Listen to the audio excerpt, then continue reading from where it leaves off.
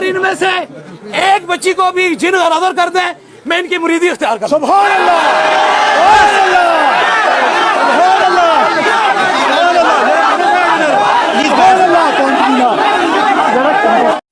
اگر اقرار حسین شاہ صاحب اس بچی میں سے کسی کو بھی ٹھیک کر جائے یہ پیر ہے, نہیں تو پھر یہ پیر نہیں یہ پیر ہے.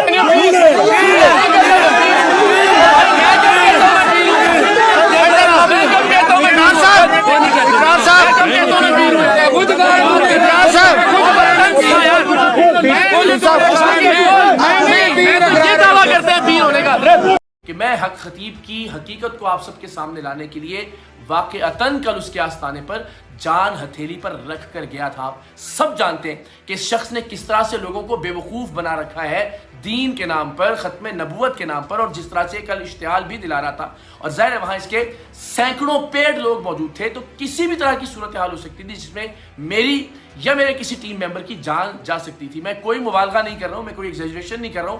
آپ سب جانتے ہیں کہ ہمارے ہاں ماحول کیسا ہے اور یہاں مذہب کے نام پر کتنا آسان ہے کسی کو بھی اشتعال دلانا. تو واقعتاً جان خطرے میں ڈال کر اس شخص کی حقیقت کو بے نقاب کرنے کے لیے میں کل اس کے آستانے پر گیا تاکہ اس کو کوئی راہ فرار نہ ملے. اور آپ سب کی دعاؤں سے الحمدللہ اس کے گھر میں گھس کر ہم نے اس کو پچھاڑا, اسے شکست فاش دی, اور آج حق خطیب کے حوالے سے فیصلہ ہو جائے گا اس ویڈیو میں. دو تین باتیں اس سے متعلق. ایک تو یہ کہ کیا یہ اللہ کا ولی ہے, کیا یہ کرامات کر سکتا ہے, اور جو ہمارا دعویٰ تھا کہ یہ بالکل نابلد ہے شریعت کے علم سے, قرآن کے علم سے, حدیث کے علم سے. یہ چیزیں آج کی اس ویڈیو میں ہم ثابت کریں گے اپنی ریکارڈنگز جو ہم نے اس کے آستانے پر اس کے سامنے بیٹھ کر کی. تو جناب ہم نے سب سے پہلا سوال اس شخص سے یہ کیا کہ کیا آپ ولی ہیں اور یہ ولایت آپ کو کب عطا ہوئی, کس وقت سے عطا ہوئی اور کس طریقے سے عطا ہوئی. پہلے تو آپ سب جانتے ہیں کہ یہ شخص 4-5 گھنٹے تک ہمیں انتظار کرنے کے باوجود آیا ہی نہیں. اس کی کوشش تھی کہ یہ راہ فرار اختیار کرتا رہے. ہمیں اس کے چیلوں نے بہت اچھے سے ویلکم بھی کیا, چائے بھی پیش کی, اس کی ویڈیوز بھی چلائی جا رہی ہیں. یہ تاثر دینے کی کوشش کی کہ جناب ہم بہت اچھے ہیں اور ہمیں انتظار کروائے تاکہ ایک وقت آئے کہ ہم تھک کے خود ہی چلے جائیں. تو جو اس کا اپنا مقررہ وقت تھا اس وقت پر بھی یہ شخص نہیں آیا. اس کے 1.5-2 گھنٹے بعد جب اس کو اندازہ ہو گیا کہ یہ جانے والے نہیں ہیں, ڈٹ گئے, تو پھر یہ شخص آیا اور ایک پوری بدمزگی پیدا کر کے ایک ہال میں اس نے اپنے سینکڑوں پیڈ لوگوں کو بھر لیا. چاہیے تو یہ تھا کہ اگر یہ واقعی گفتگو میں سنجیدہ تھا, اگر یہ واقعی ہمارے سوالات کے جواب دینا چاہتا تھا تو کسی ایک گوشے میں, کسی ایک کمرے میں بیٹھ کر گفتگو کی جاتی لائیو کیمروں کی موجودگی میں. لیکن چونکہ ہم اسے فرار کا کوئی راستہ نہیں دینا چاہتے تھے, لہٰذا اگر یہ وہاں بات کرنا چاہتا تھا ہم نے وہی گفتگو کا آغاز کیا کہ آپ بتائیے آپ کو ولایت کیسے اور کب ملی. اس کے جواب میں جب اس نے موڈ دیکھا کہ سوالات مشکل آنے والے ہیں تو یہ اپنے بنیادی دعوے سے ہی مکر گیا. اس کے بعد اور کوئی بات نہ بھی کروں تو حق خطیب کو ایک جعلی عامل, ایک فراڈیا, ایک جال ساز, ایک دھوکے باز ثابت کرنے کے لیے یہی بات کافی ہے کہ اس نے کہا کہ میں اللہ کا ولی نہیں ہوں, میں خود کو اللہ کا ولی نہیں کہتا. ملاحظہ کیجئے. سب سے پہلے جو سوال یہ ہے کہ آپ کو یہ کرامت یا جو ولایت آپ فرماتے ہیں دعویٰ, یہ کب سے اس کا سلسلہ شروع ہوا؟ میں تو فائدہ بڑا احترام سے سوال بہت اچھی بات کی ہے. جی اصل بات کیا ہے, ہاں جی, میں اپنے آپ کو ولی نہیں کہتا ہوں, میں اپنے آپ کو ولی نہیں کہتا ہوں. بسم اللہ الرحمن الرحیم. السلام علیکم ورحمۃ اللہ وبرکاتہ.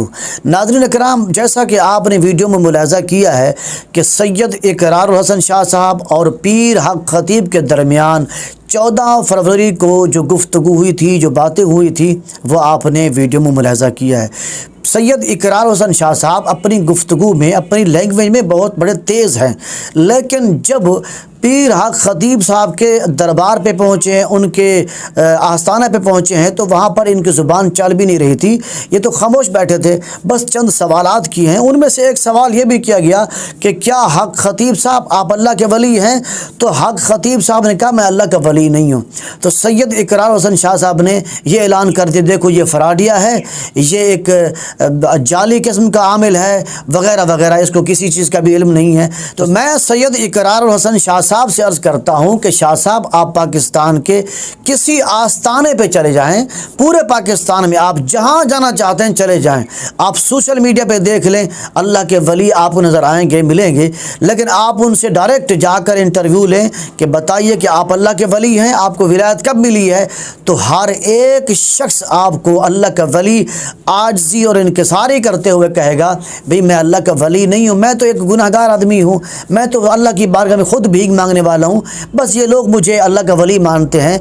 तो शाह साहब अर्ज़ ये है कि उसके चाहने वाले मुरीदीन मोतक़दीन जो उनसे मोहब्बत करने वाले हैं वो सब कहेंगे ये अल्लाह के वली हैं, लेकिन कोई शख्स अल्लाह का वली अपने आप को ये नहीं कहेगा कि मैं अल्लाह का वली हूँ। और इसका मतलब ये नहीं है कि शाह साहब आप फिर आकर अपनी वीडियो बनाएं, उसमें आप आकर ये कहें कि भाई ये जाहिल किस्म के लोग हैं, ये जाली लोग हैं, ये फराडी हैं, फ़लाँ हैं। क़िबला शाह साहब मैं हाथ जोड़ कर अर्ज़ करता हूँ शाह साहब ये वो बातें हैं जो इस्लाम में हराम है, क्योंकि ये गीबत के ज़ुमरे में आता है, ये झूठ के ज़ुमरे में आता है और ये तोहमत के ज़ुमरे में आता है। इस्लाम में तोहमत लगाना भी हराम है, इस्लाम में बदगुमानी भी हराम है, इस्लाम में गीबत भी हराम है। तो सैयद इकरारुल हसन शाह साहब 14 फरवरी के दिन जो हमने लाइव प्रोग्राम देखा है और उसमें ये देखा है कि आप आस्ताना हक खतीब पर पहुँचे हैं, तो लोगों के झुरमुट में हक खतीब सरकार ने जिस तरह आपका इस्तकबाल किया है, आपको गले लगाया है, आपके साथ मोहब्बत और प्यार से पेश आए हैं, इसकी मिसाल कोई नहीं मिलती।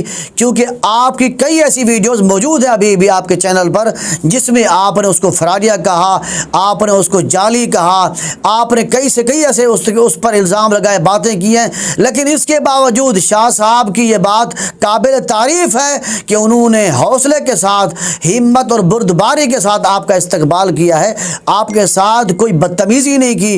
वरना उनके पास कितने सैकड़ों की तादाद में मुरीदीन हैं, कुछ भी हो सकता था, झगड़ा हो सकता था, लड़ाई हो सकती थी, फितना हो सकता था। लिहाजा हक खतीब सरकार मैं ये समझता हूँ कि 14 फरवरी का मेला लूट चुके हैं, वो जीत चुके हैं। इसलिए शाह साहब की बारगाह में गुजारिश करूँगा कि शाह साहब किसी पर तोहमत बांधने, किसी के ख़िलाफ़ बात करने से पहले एक बार ज़रूर सोच लिया करें कि मैं किसके ख़िलाफ़ बात कर रहा हूँ।